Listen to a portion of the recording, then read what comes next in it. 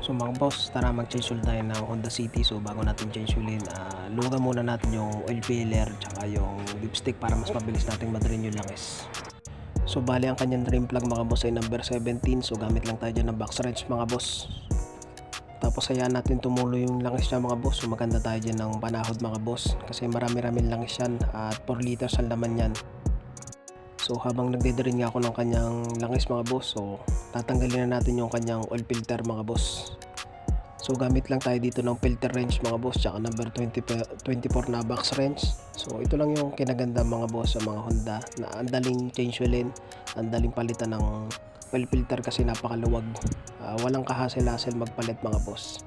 Sa lagi kong sinasabi mga boss, linisin muna natin yung surface ng oil filter bago natin ikabit.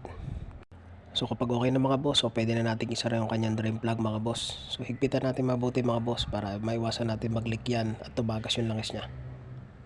So bale 4 liters nga pala yung ikakarga natin langis dito mga boss. So huwag nyong ilalahat-lahat yung langis niya. So tansyahin nyo din, magtira din kayo ng kaunti at saka nyo sukatin yung dipstick mga boss. So kapag okay na yung oil natin mga boss, pwede na natin start yan.